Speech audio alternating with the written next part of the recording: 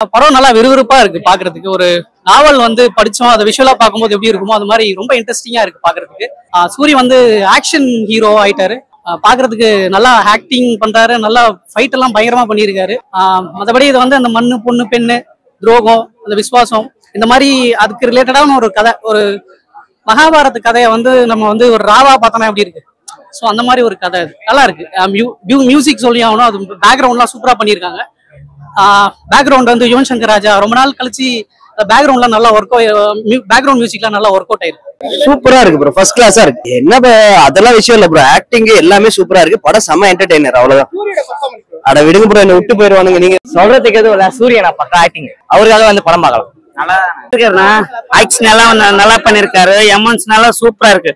அடுத்தது விஜய்க்கு அஜித்துக்கு அடுத்த ஹீரோ ஃபர்ஸ்ட் ஹீரோ இவர் தான் வருவார் சூரி. படம் செமையா இருந்தது, சூரி பர்ஃபார்மன்ஸ் பயங்கரமா இருந்தது. அதான் ஒரு யூஷுவல் கதை தான், ஆனா பயங்கர என்கேஜிங்கா போயிருந்தது. செமையா இருந்தது, படம் நல்லா இருக்குங்க. யாரு எந்த தப்பு செஞ்சாலும் அவங்களுக்கு மேல இருந்து பாரு கடவுள். சூரி கரெக்டா நடிச்சிருக்காரு. விடுதலைக்கு அப்புறம் நல்லா இருக்கு படம். சூரியோட நடிப்பு தான் பயங்கரமா பண்ணிருக்கு, நல்லா சூப்பரா இருக்கு படம். விடுதலைக்கு இது மாதிரி இருக்கு படம். தப்பு செஞ்சா கண்டிப்பா அதுக்கான தண்டனை இருக்காது. இல்ல வித்தியாசமா தான் இருக்கு. அது சசிகுமாருக்கும் அது நல்லா ஒர்க் அவுட் ஆயிருக்கு.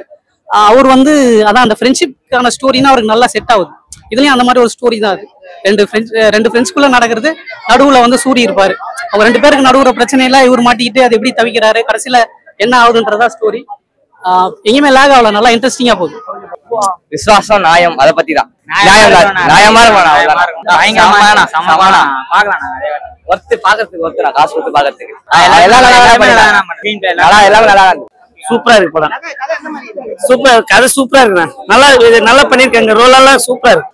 அதான் பயங்கரமா இருந்தது. அவர் வந்து லைக் ஹீரோ தாண்டி ஒரு பர்ஃபார்மரா மாறிட்டாரு, செமையா பண்ணிருக்காரு. நல்லாதான் நட்பை பத்தியே சொல்ல வருது.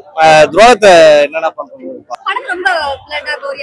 இல்ல குளோரியாவே கிடையாது, எதுவுமே இல்ல. அதான் சொல்றேன், போர் அடிக்காம எடுத்துட்டு போயிருக்காங்க. அப்படியே அதான் அடுத்தடுத்து என்ன அப்படின்னு சொல்லி நம்ம ஏதாவது புக் படிக்கும்போது இன்ட்ரெஸ்டிங்கா இருக்கும்ல, அந்த மாதிரி லேக் இல்லாம நல்லா இருக்கு படம்.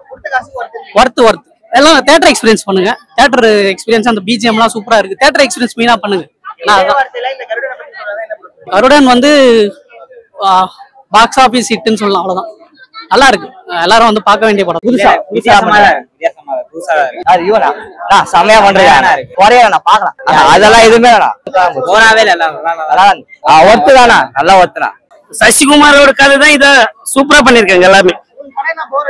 இல்ல என்ஜாயா பாக்குற மாதிரி சூப்பரா இருக்கு. எமோஷனல் ஃபைட் சீன் எல்லாம் நல்லா இருக்கு. யூசுவல் ரிவெஞ்ச் ஸ்டோரி தான், பட் அதை என்கேஜிங்கா பேக் பண்ணிருந்தாங்க. துரை செந்தில்குமார் வந்து லைக் பட்டாஸ் வந்து நான் பெருசா அவரை ஃபாலோ பண்ணுவேன். பட்டாஸ் கொஞ்சம் டிசப்பாயின்மெண்டா இருந்தது. ரொம்ப நாளுக்கு அப்புறம் இது வந்து அவரு சைட்ல இருந்து ஒரு நல்ல படமா வந்து சூப்பரா இருந்துச்சு. அவரு சூரிய நடிப்பு நல்லா இருந்துச்சு, காமெடியா இருந்து. இப்ப ஆக்டிங் நல்லா இருந்துச்சு.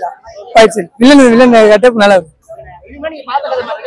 இல்ல இப்ப வந்து புதுசா இருக்கு. சாங் சூப்பரா இருக்கு, சோகமான சாங் சூப்பரா இருக்கு.